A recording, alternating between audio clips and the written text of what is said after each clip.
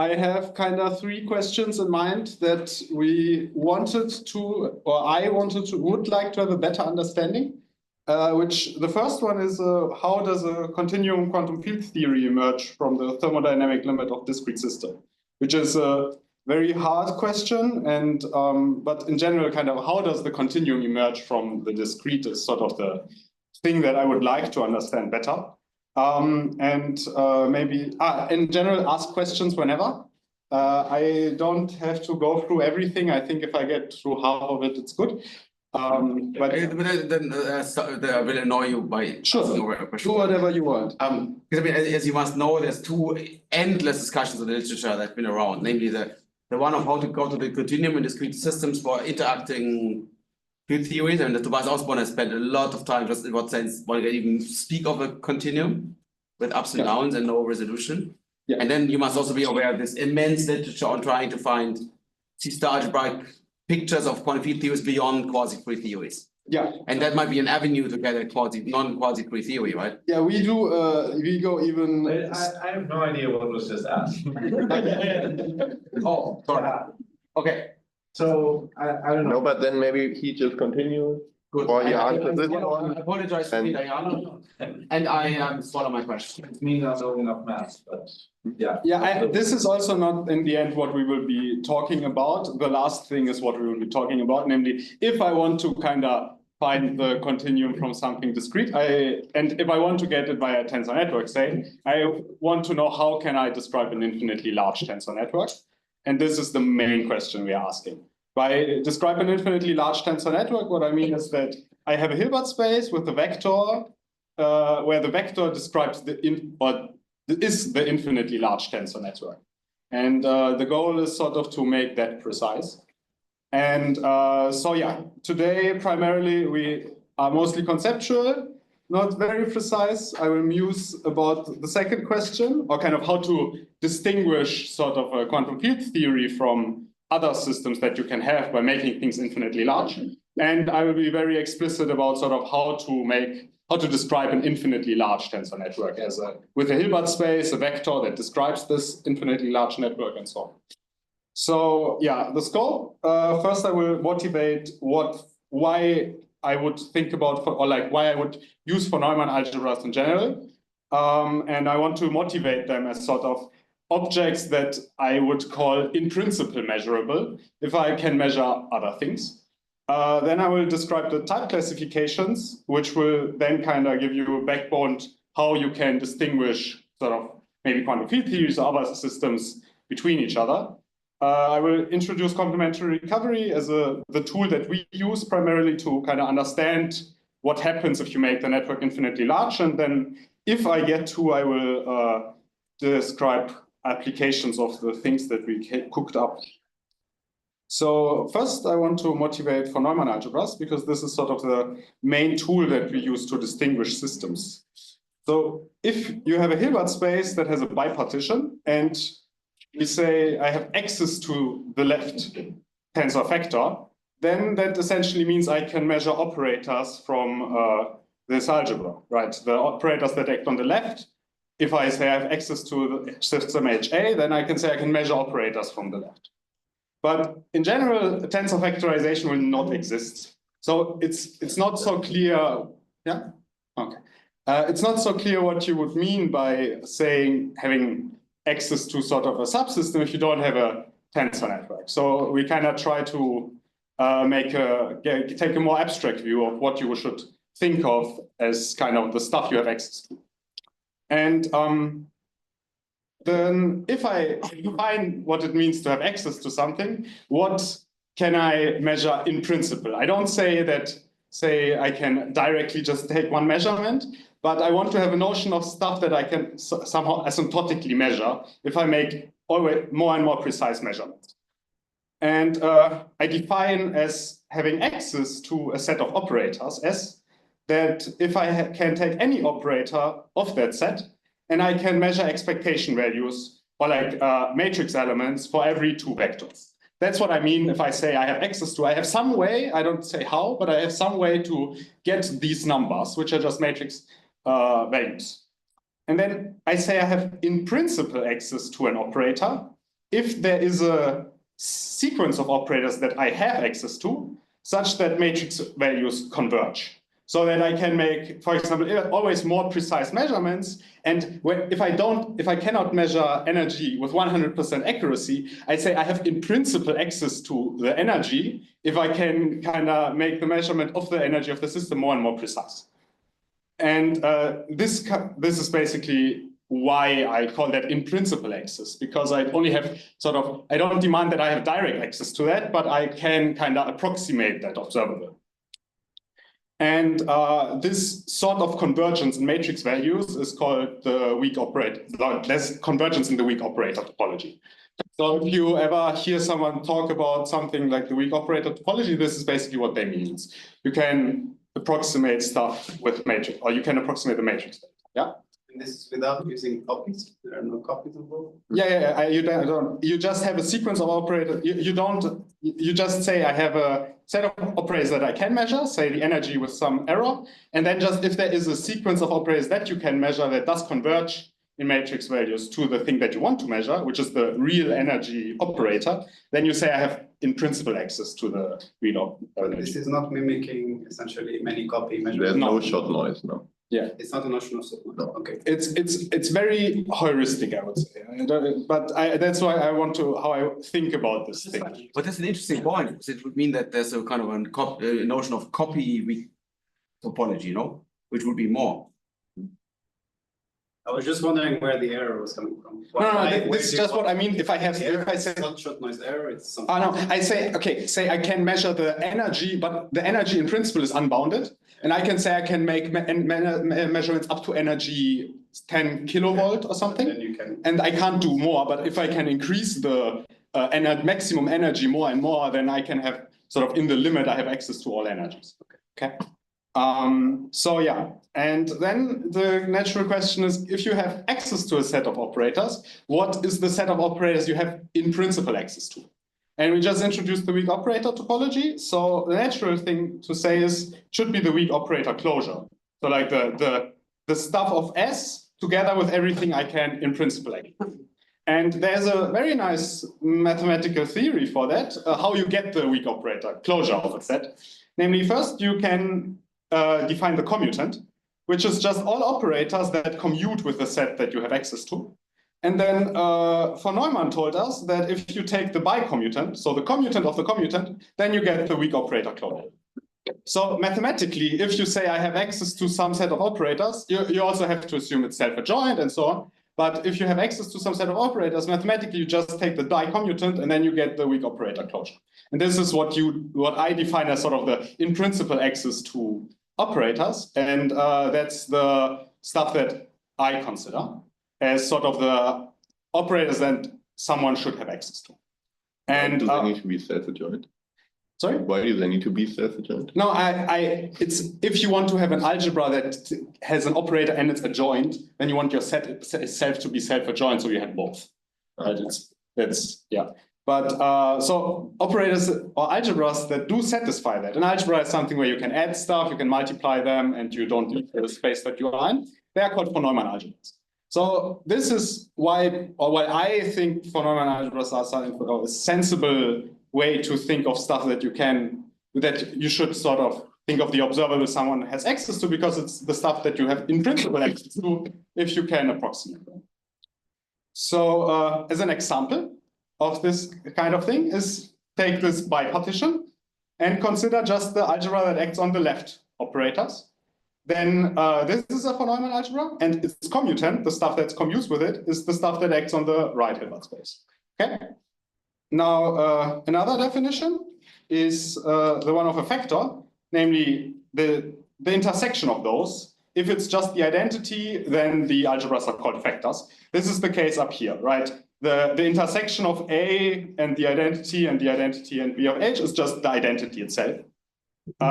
So these algebras are factors. Okay, so if you have a factor, think of it as the left or the right-hand side of the tensor product. So the philosophy underlying algebraic quantum field theory, or think also Heisenberg had that in mind, is that you should think of systems as the stuff you can observe, right?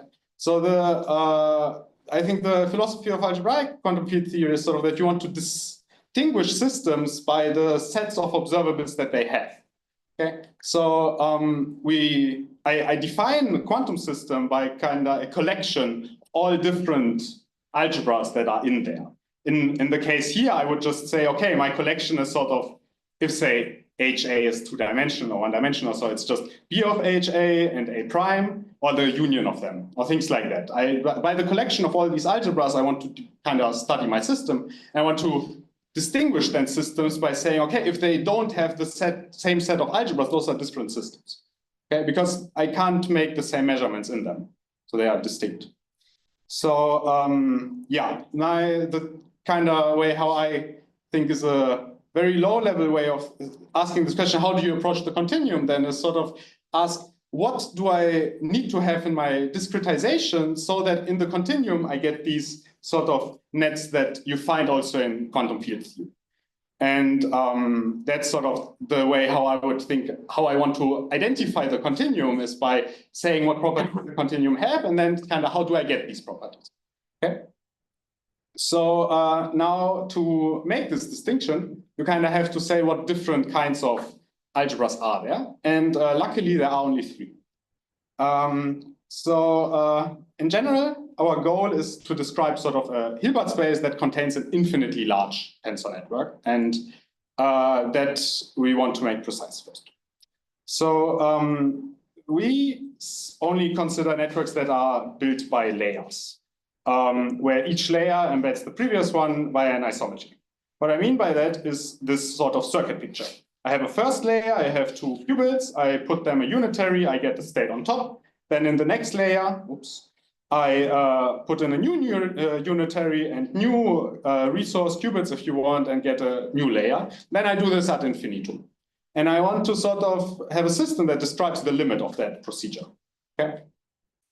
So in general, or like in this setting, what you do have is that between the layers, you have a map gamma that is an isometry and takes the stuff of the layer lambda and puts it into the layer lambda plus one.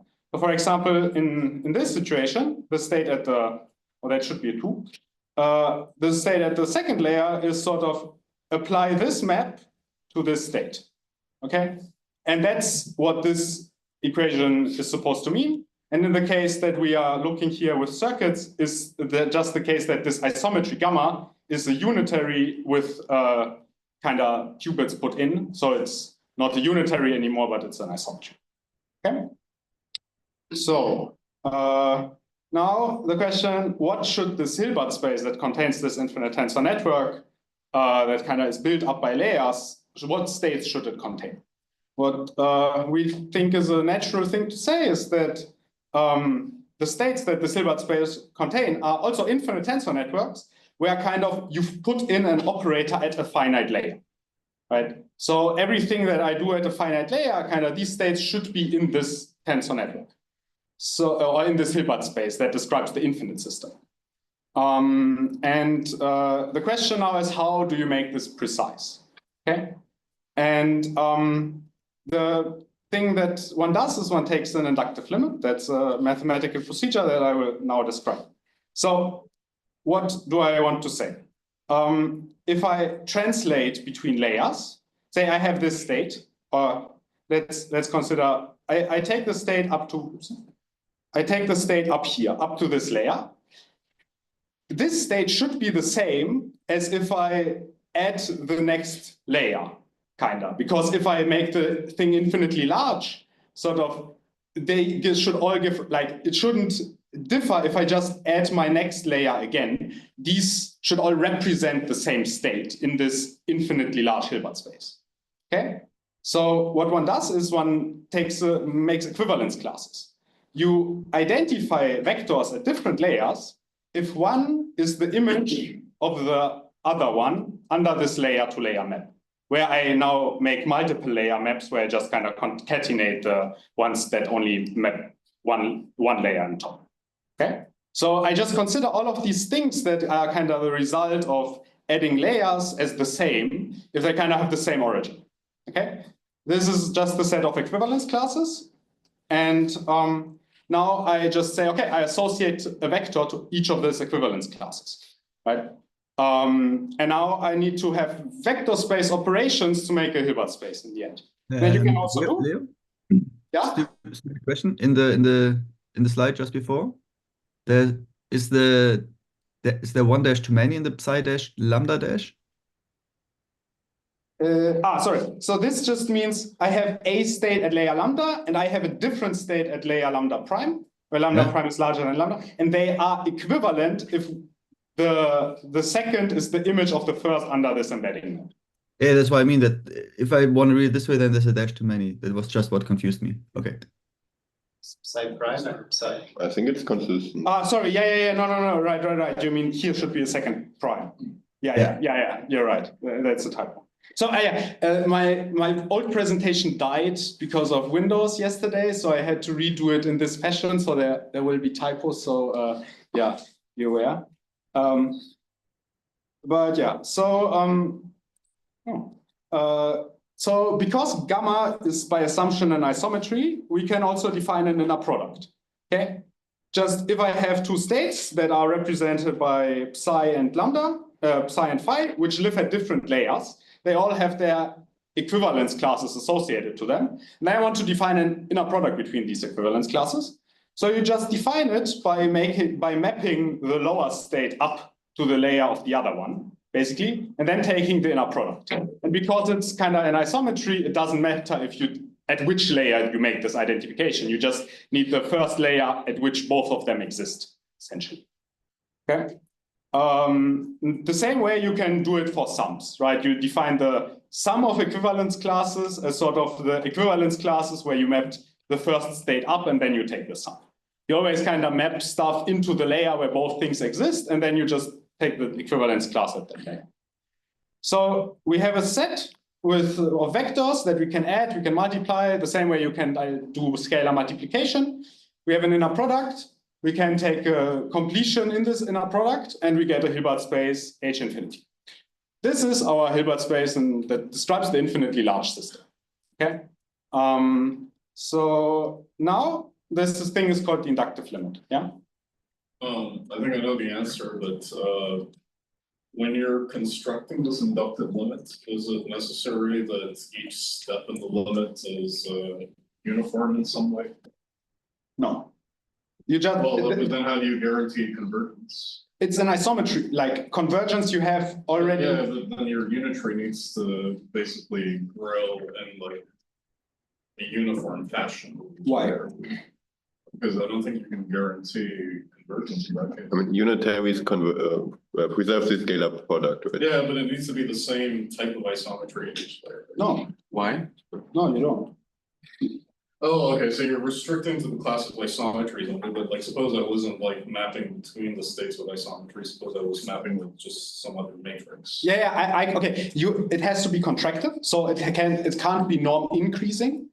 It can only be norm decreasing or keeping the norm, and that's an isometry. And we consider only isometries at this stage because it's the simplest thing, and we don't have to care about that's the simple, and we just consider the simplest one. Okay. But it can't be norm increasing. If it's norm decreasing, then you have to take a limit also for the norm to define stuff. But because it's an isometry, you kind of can evaluate stuff at a fixed layer. But if it's norm decreasing, it could go to 0, and then you would have states that are the same, that are not the same at lower levels. They will be the 0 state essentially. You have to, if you have this norm decreasing, you have to mod out kind of with the state that will be mapped to 0. You get the norm condition by imposing it again. Yeah. So yeah, these kinds of things are called inductive limits, and the systems from which they arise are called inductive systems. That's a big mathematical theory, and that's a, I think, very natural way of kind of thinking of how to construct limits of systems. Just to make sure I understood correctly, so this limit exists whatever you take as a unitary between each step. Yeah. It's pretty cool. You can always do, like, as long as the map that translates between layers does not increase the norm, the limit always exists. It's a unitary, I guess. Yeah, I took a unitary, or like I took isometries, right, between layers. Yeah. But you don't have to do that. As long as the norm doesn't increase, the limit always exists, or the limit always exists, right? I think so, yeah. Yeah, so that's why I think it's a very natural way to kind of why you should think of like the limit of stuff in this way, because it's always possible. So yeah, in the setting where we had this circuit picture before, basically the infinite tensor network itself is then represented by the state where you haven't acted at any layer additionally. So it will be kind of the equivalence class of the 2 zero states that I've put in the beginning. Maybe to show the picture again. So these guys, the state that I get by just adding layers and layers and not doing anything in between, that's the infinite tensor network. And this equivalence class associated to the infinite tensor network is then the equivalence class of these 2 zero states that live at the first layer. Yes. So now we want to kind of look at algebras, right? So how do we define algebras in that setting? We made a choice because we can treat this choice. I don't want to say that this is the penultimate thing you should do, but that's the thing we can do and where we have control. So that's how we did it. So what we chose to do is we fix at the finite layer, we fix a set of legs, and then we want to associate sort of an algebra of operators that lives in this infinite Hilbert space that is associated sort of to the light cone of the algebra that lives at the finite layer. And that's what we then call a local algebra. And we also have to define that thing, right? So what we now assume, where it kind of goes into the sense of error correction, is that we do not only have an isometry that maps between layers, because the isometry only maps states to states, right? But we want something that maps operators also between layers. And so we assume the following, that there is an operator pushing map. What we demand from that operator pushing map is A, that it maps the identity to the identity. This tells you that you can't just do kind of V dagger, because this will not map the identity to the identity, but it will map the identity to a projection. And there we have no tools, so we demand that then it's weird, what is the identity then? Because like the identity at one layer will not be the identity at the next layer, and it's a natural thing to demand that the identity will be mapped to the identity. And we need compatibility with this layer to layer map. So if I first map the state into the next layer, and then I apply kind of the map operator, it should give me the same state as first applying the operator at the previous layer, and then mapping the resulting thing upstairs. Okay? Good. But doesn't the isometry do it? No, that was my point, that we do not want kind of gamma dagger, O, S, phi of O. We don't want that because it doesn't map the identity to the identity.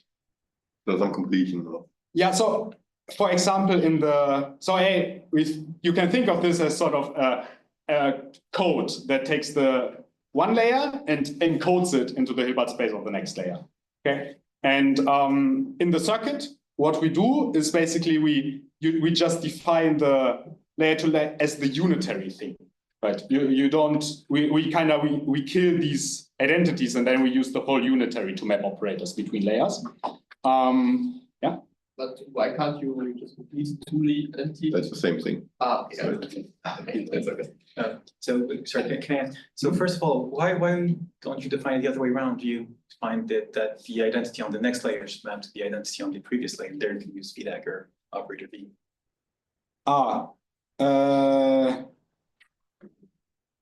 So what I intuitively want is that the operator that is the identity at a layer should also, the equivalence class of that operator should also be the identity in the infinite Hilbert space, right?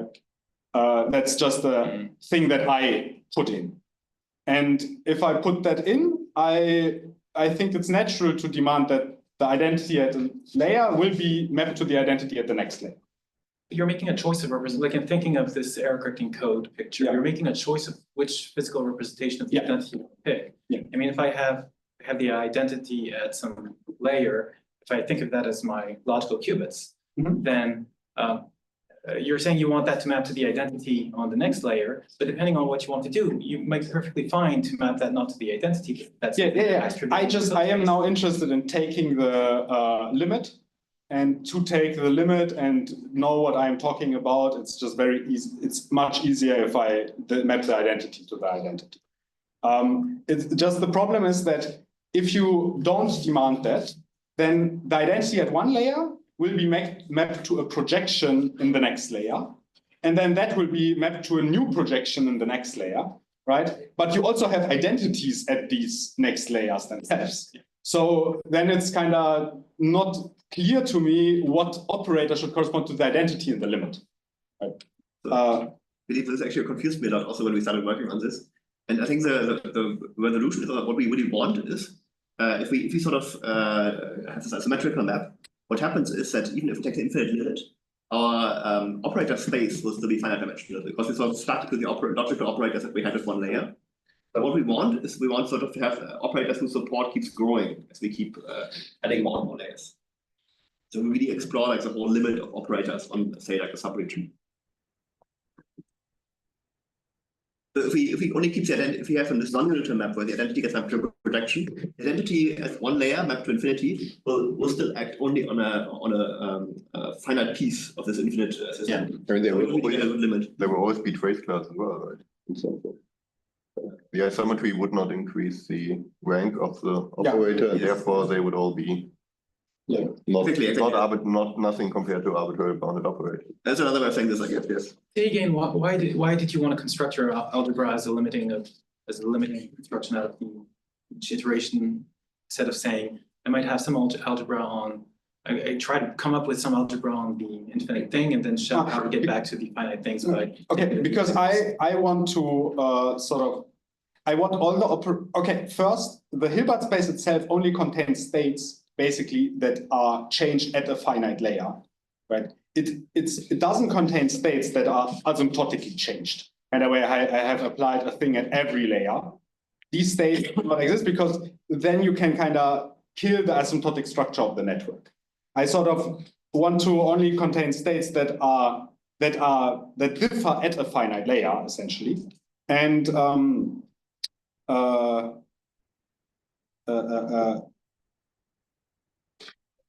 now I forgot your question. maybe I can also say something about this. I mean, the motivation was from holography, right? That we have holographic codes from bulk to boundary. And the thing is, if you just look at the algebras that you get from the bulk, which you just sort of, asymmetrically map to the boundary, those algebras are very simple. They're usually type 1 algebras. But we're sort of interested in is that we have like this code that prepares us like this holographic state at infinity, the continuum limit. And then we just want to take sort of like the naive algebra of operators in a boundary region, like all operators you could do, not just like in the code restriction, but any operators you could take in that subregion that act on your code state. And want to understand what the algebra of those operators is. It sounds in this case that you really want this picture where you put in those ancillas that, in this picture you have these ancillas in the 0 state. It sounds like you want to have those legs stick out in your bulk, and so they can do whatever you want in those legs. And if you do that, then yeah, you have your unitaries kind of your, if you want to look at how that algebra goes through, then you probably wouldn't have any, that's kind of this mapping that you just wrote out. Yeah, it is. Is that how I should think about it? Yeah, I think. Okay. Also, what I wanted to say earlier was that sort of we want in our Hilbert space only to consider states that kind of arise from acting at a finite layer on the network. So I also want to have a representation of operators that live at a finite layer in my infinite Hilbert space. And I want to kind of I want to understand sort of what they correspond to in the limit. So does that, sorry, one more question if I may. So doesn't the weak operator quality to some degree take care of the problem Leo mentioned? As in, we only have finite rank operators. In the weak closure, you will get, like if you have all finite rank operators, the weak closure is all of B of H, right? Yeah. So is there a chance that these two approaches could be the same if you take the weak closure, or can even that not save you? We associate an algebra to a system that arises from a subsystem, and then this will not encompass all operators in the end, right? It will only encompass the operators that are in the light cone. So if I take the weak closure of that thing in the end, I will not get all operators. Okay. Because I don't, if these things don't have overlap in the light cone, the weak closure of the light cone of this will never give me those operators. Okay. But sorry, were you saying that like the identity can be approximated by finite range projections? Was that the In weak topology? Yeah, sure. So that's true, but I think what Lev was saying is that if you start with a projection, well, with an identity of a fixed layer of your network, and you push it through by just conjugating with the isometry rather than the operator pushing back, the rank will not increase, right? It will stay constant. Sure. So it's not like it's close to the identity at infinity. Sure, yeah, Some no, projection. like a Right? If particular it's the one, layer- yeah, but I was wondering about the whole. Yeah, so I But mean, you just you answered can that. say that, but yeah, I guess. Sure, no, yeah, that's fair. Good. So now we play the same game we played for states. We want to kind of identify an algebra to the light cone. So what we do is we identify operators between layers as the same if one is the image of the other under this map to map, layer to layer map. This also gives us equivalence classes of operators, and then you can essentially do the set. Then you can represent them in the Hilbert space. So we get a set of operators that we associate to the light cone of a subsystem that lives at a finite layer. And this we call a lambda A. A curly A is always algebra, and not Latin A is the region. And yeah, we define the algebra at the next layer as the image of the light cone, where the light cone is the smallest set of qubits that I need to kind of encompass all the operators from the previous layer as well. So then you can also take an inductive limit, and this will just be a set of operators. They don't act a priori as a Hilbert space. It's just this stuff that you can multiply and add. But each of these equivalence classes also, there's a representation of that equivalence class on this Hilbert space. Okay, so each of those operators that existed at a finite layer, there is an operator corresponding to them on that Hilbert space. And then we can just take the bicommutant and we get a von Neumann algebra. And these are the things that we study. So this is the main stuff I wanted to tell you. Okay, nearly. But sort of the task for us now is sort of study what different algebras we can get by growing networks. And like ideally, at some point, someone will find out how you get sort of the algebras that you find in continuum theories. And then you are kind of a step closer to understand how you get a continuum theory from sort of the limit of a discrete system. So this is sort of the thing that I envision, but I can't do that yet. But yeah, we're taking baby steps. So yeah. Before we go on, is the pi, the representation used, is that GNS or is it something more? No, so if you take the network, okay, you kind of put in states, you put a unitary, and then you take an operator. This is some O, and then if sort of it's similar to GNS. So if you have pi of O as sort of acting on the equivalence class at a layer, and so say this also acts at a layer, then you define the action to be as the equivalence class sort of this way. You then also do mapping between layers if the layers are not the same, but this is how you define the representation at the end. Yes, but oops. That was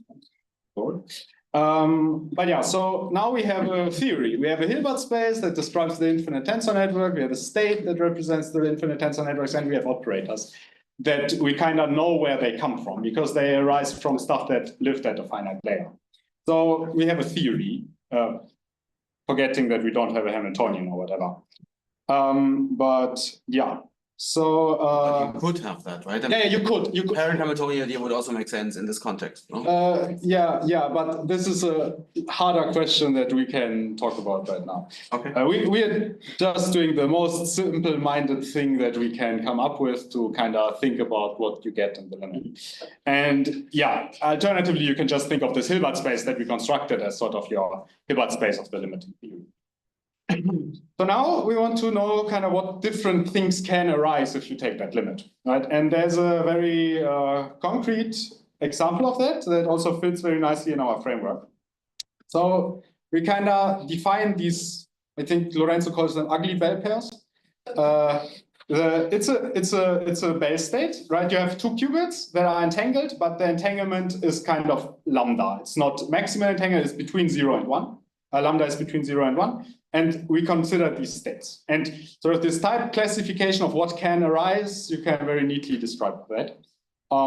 So the inductive system that we consider is that at each layer, we add kind of a new pair of qubits. And the inductive maps that we consider is just given given any state at layer lambda, this inductive map, all it does, it just acts such an ugly bell pair. And for operators that act at a layer, all you do is you just add an identity on the new bell pairs. Okay, that's a very concrete way of doing that. And the nice thing, this describes everything. So you can, as a subregion or a subalgebra that we consider, is just the operators that act always on the left qubit. Okay. And we can again play the same game. We form a limiting algebra, we form a limiting Hilbert space, and this Hilbert space will depend on this parameter lambda. Okay. For each different parameter, we get a different Hilbert space because sort of the state that you put in at each layer is different. Okay. You can think of this as adding a new layer of a tensor network. All it does is just add an ugly bell pair. So yeah. Now, what does the infinite tensor, what does the Hilbert space looks like? Well, it has a vector that is just this infinite collection of these ugly bell pairs. And the other states are states that you get by acting at a finite layer on this state.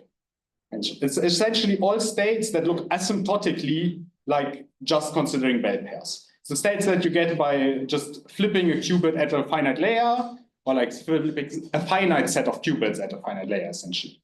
But asymptotically, they all kind of are built out of these ugly bell pairs. So that allows you to introduce the type classification. There are three more or less big differences you can make. First thing is you make no entanglement. You put lambda to 0. And then the limiting Hilbert space is just like the tensor product of two Hilbert spaces. You have no entanglement between them. And this is what you get. And the limiting algebra is kind of just the operators that act on the left of the Hilbert space. And these are called type 1. Okay. Whenever you think of a type 1 algebra, it's either kind of matrices, like some matrices that act on a finite dimension or an infinite dimensional Hilbert space, but it's all of them. Okay. If you put lambda to 1 and you have real bell pairs that are maximally entangled, then this vector, this natural vector that you have, is just an infinite set of bell pairs. And the special property now is that for operators in your algebra, the expectation value is cyclic. You can check that if you take the expectation value of an operator, of two operators with just bell pairs, that the expectation value has this tracial property that kind of is, you can commute stuff through.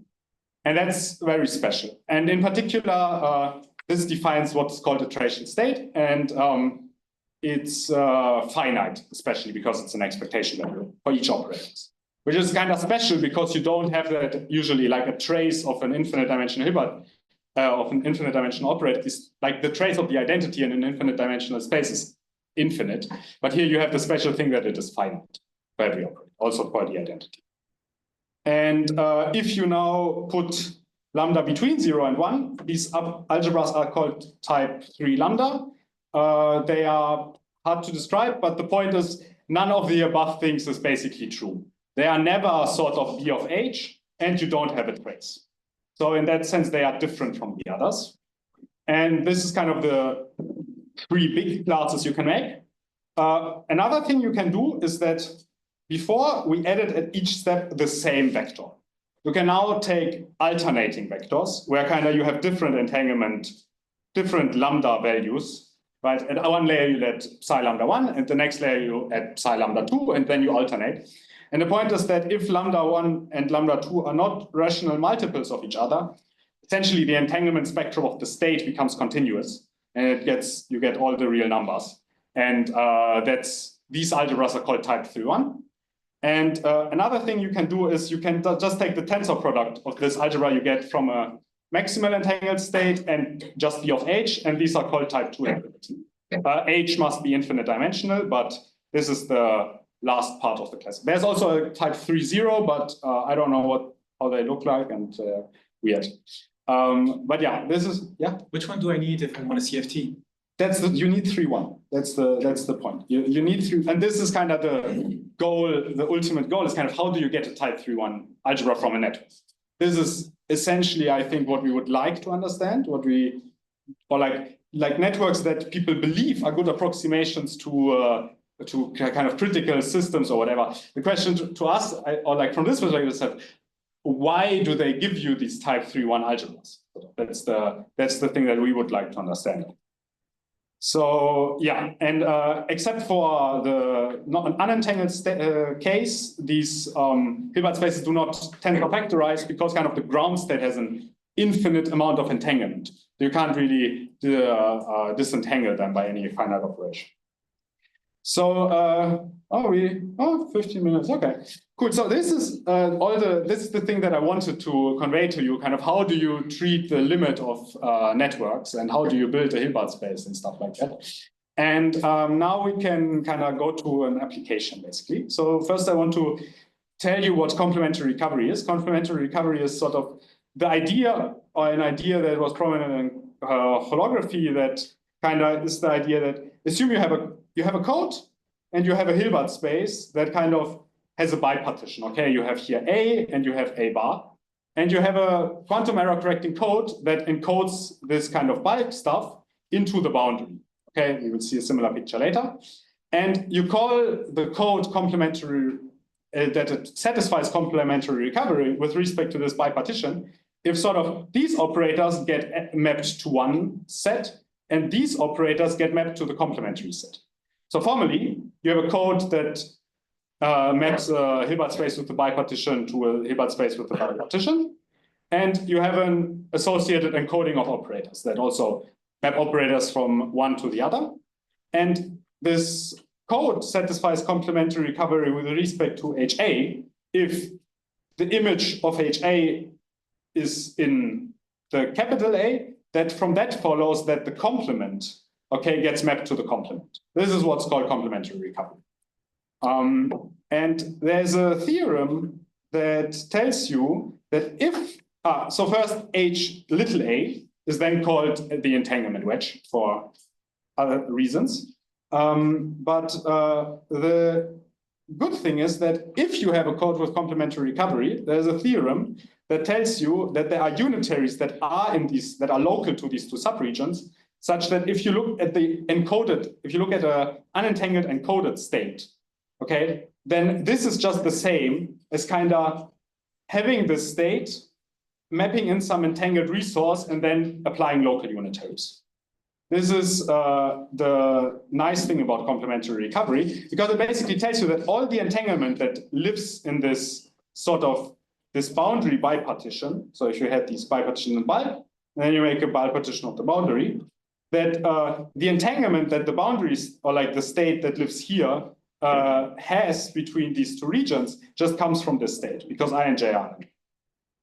So now we can apply and we can ask, okay, now let's take a tensor network, make it infinitely large, and what do you get?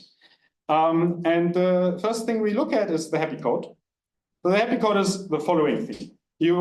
Each of these tensors are perfect tensors, which means they, if you think of this thing as kind of a map from these 2 qubits, okay, no, you have 5 legs, and this red dot is a leg that goes upwards. That's why we call it a bulk, because it's sort of in the interior and it goes upwards.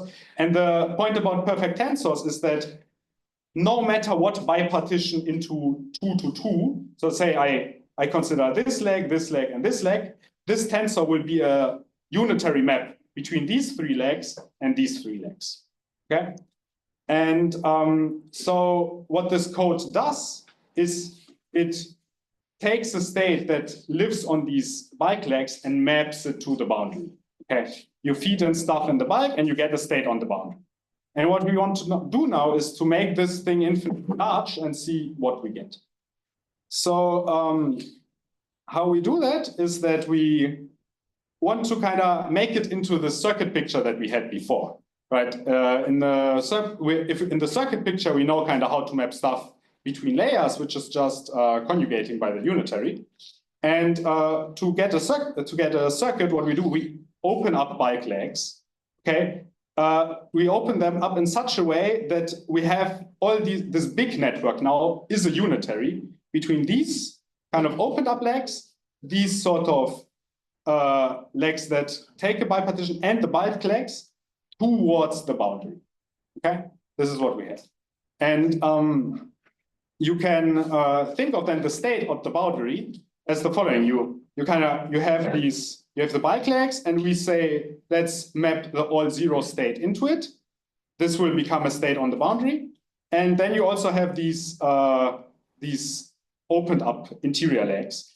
But the point is, the network itself, if you map these states to the boundary, there they are contracted. So to get this thing, you have kind of put in a maximally entangled state. And to contract the network between those, you have also put in a maximally entangled state onto these legs to kind of glue them together. So you have the whole network. So you can write this whole thing. Here's a simplified picture of it where it was before. You can think of it as basically, this is the bipartition. You can open these up kind of in this fashion. The pictures are thanks to Alex.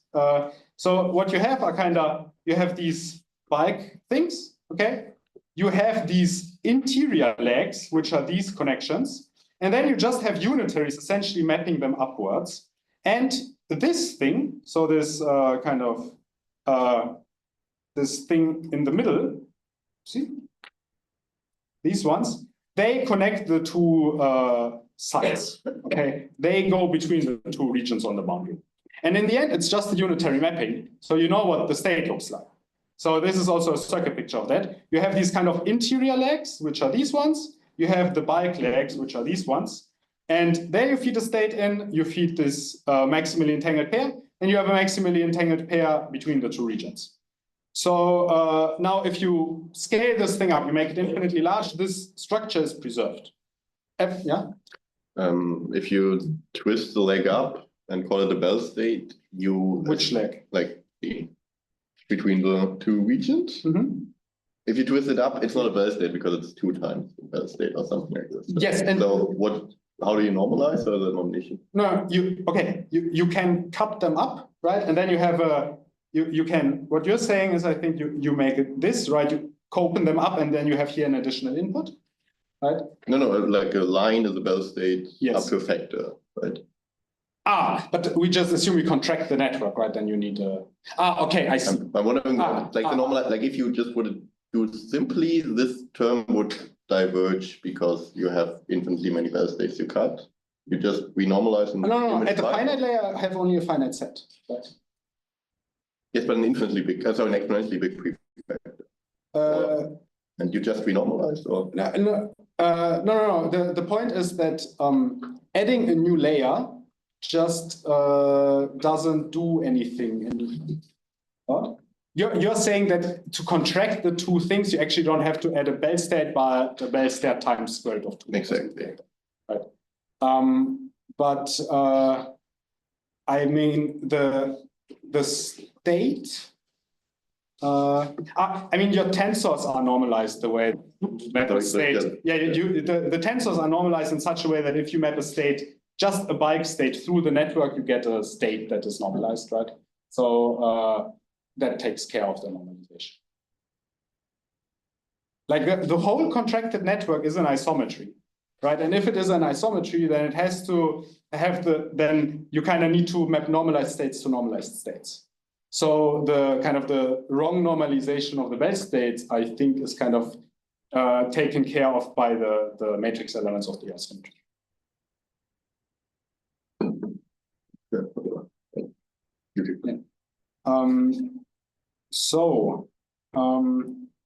Now what did we see? Okay, at each layer, the algebra at the boundary decomposes then. It's sort of these intrinsic legs, the bulk legs, and these legs that come from this surface that we cut in between the two boundary regions.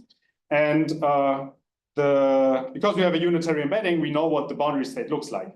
Basically stuff that is not entangled with the complementary region, and it is bell pairs between the two regions. So if we make infinitely many layers, this thing will become this form type 1 tensor probably with type 2 one. So we know that the algebra in the limit is this type 2 infinity factor.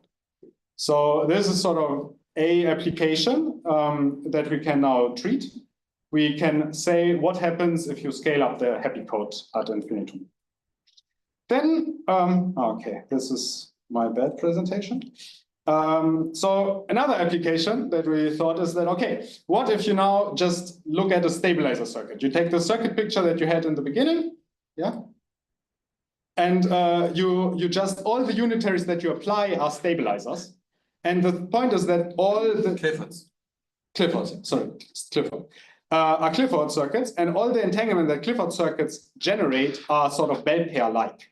So from that, it's very reasonable to think that all the algebras that you can get by making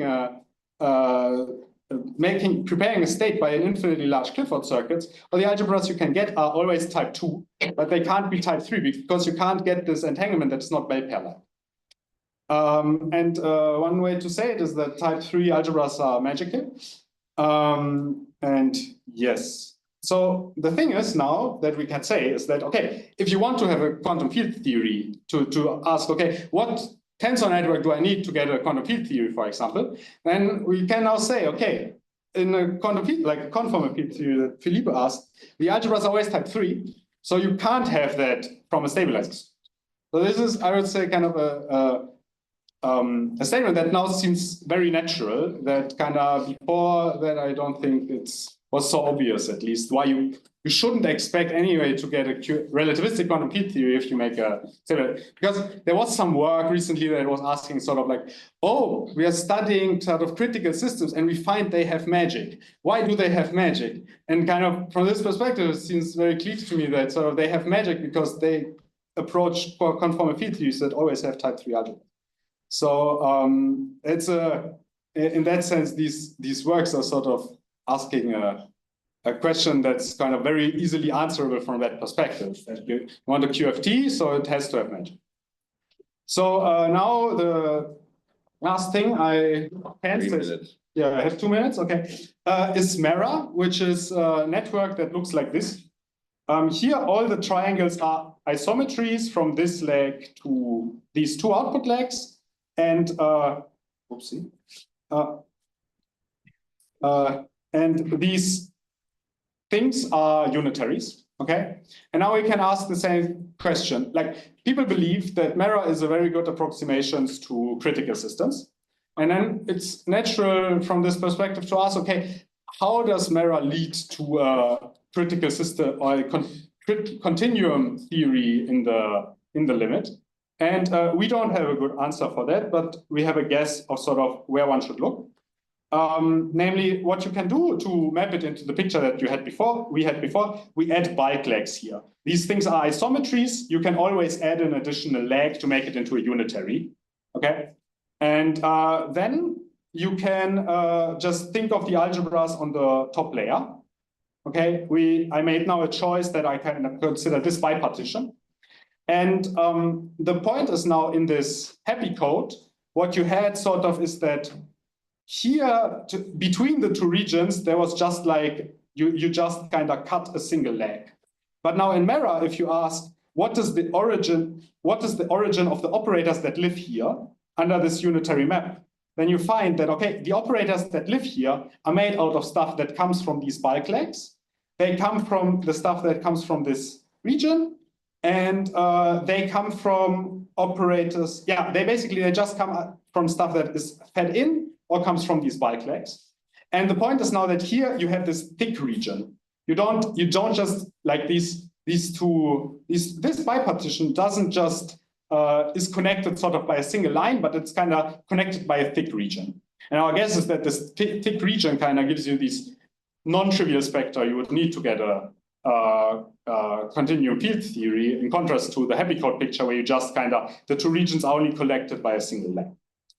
But that's the best statement we have so far for that. We don't have any better explanation. But I think one way to, I think a quantum info way is to say is that this thing feeds in non-local magic into the state on the top. And there's also other work that says, oh, why do we study critical systems? Oh, we see they have non-local magic. Why do they have non-local magic? Well, here it's kind of obvious why. I think the time would be up. The time's Yeah, up. So. and that's also it. Yeah.